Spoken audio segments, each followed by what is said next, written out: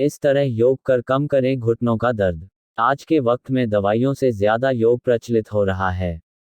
भले ही किसी बीमारी से बचाव का यह सालों पुराना नुस्खा हो, लेकिन अभी भी कई लोग फिर से खुद को स्वस्थ बनाने के लिए योग को चुन रहे हैं। दर्द, रोग प्रतिरोधक क्षमता में सुधार या फिर चिंता की समस्या हो, योग हर मर्ज के इलाज के तौर पर इस्तेमाल किया जा रहा है। देखा जाए तो मानसिक और शारीरिक रूप से स्वस्थ रहने के लिए योग आज लगभग हर किसी की जिंदगी का हिस्सा बन चुका है। इसी बात को ध्यान में रखते हुए हम इस वीडियो में घुटने के लिए योग कितना फायदेमंद हो सकता है, यह बताने जा रहे हैं। साथ ही यहाँ आप जानेंगे कि घुटनों के दर्द के लिए योग में कौन कौन से योगासन शामिल हैं। घुटनों के दर्द के लिए योग के बारे में जानने के लिए जुड़े रहिए हमारे साथ। घुटनों के दर्द के लिए योग। घुटनों के दर्द के लिए योग असरदार तो हो सकता है, लेकिन इसके लिए सही योग का चुनाव करना भी जरूरी है। गलत योग दर्द को बढ़ा भी सकता है।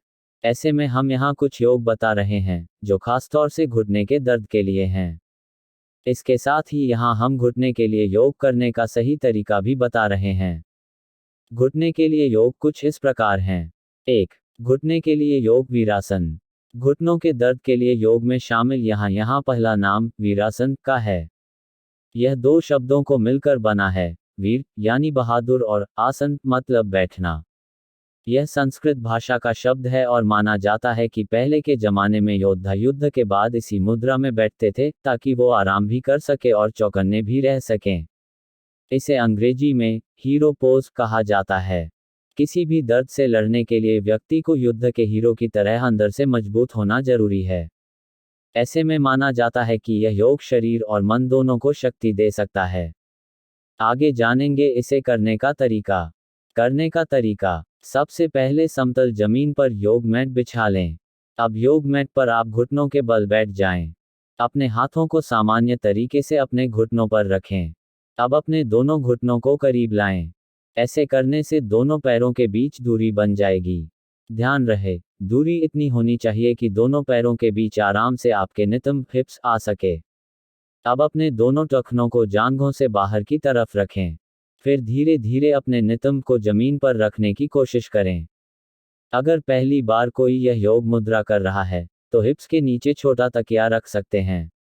जब आप पूरी तरह वीरासन योग मुद्रा में आ जाए, तो इसी मुद्रा में कम से कम 30 सेकंड तक रहने की कोशिश करें। फिर धीरे धीरे सामान्य मुद्रा में आएं। इस पूरी प्रक्रिया को अपनी सुविधा के अनुसार 2 से 3 बार दोहराएं। 2. घुटने के लिए योग मलासन। वीरासन की तरह ही मलासन भी संस्कृत से लिया गया योग है। इस आसन में मल त्याग करने की मुद्रा में बैठने का प्रयास किया जाता है। इसे अंग्रेजी में गार्लैंड पोज कहा जाता है। यह हठ योग का भाग है। एनसीबीआई की वेबसाइट पर प्रकाशित एक स्टडी के अनुसार हठ योग को घुटनों के ऑस्टियोआर्थराइटिस के लिए उपयोगी पाया गया है। हठ योग करने के बाद मरीजों में घुटनों के दर्द में काफी आराम देखा गया है। 4. वहीं अगर मलासन की बात की जाए तो माना जाता है कि मलासन पैरों में रक्त संचार को बेहतर बनाने के साथ साथ पीठ और कमर के लिए भी उपयोगी हो सकता है। करने का तरीका। सबसे पहले किसी साफ और शांत जगह पर योग मैट बिछा लें। अब उस पर सीधे खड़े हो जाएं। फिर दोनों पैरों के बीच थोड़ी दूरी बनाएं। उसके बाद दोनों हाथों को प्रार्थना की मुद्रा में ले आएं। हाथों को प्रार्थना की मुद्रा में रखते हुए सीने के सामने लाएं। ध्यान रहे इस दौरान आपके हाथ सीधे रहने चाहिए। अब धीरे धीरे नीचे बैठें। यह मुद्रा मलत्याग करने की स्थिति जैसी होती है।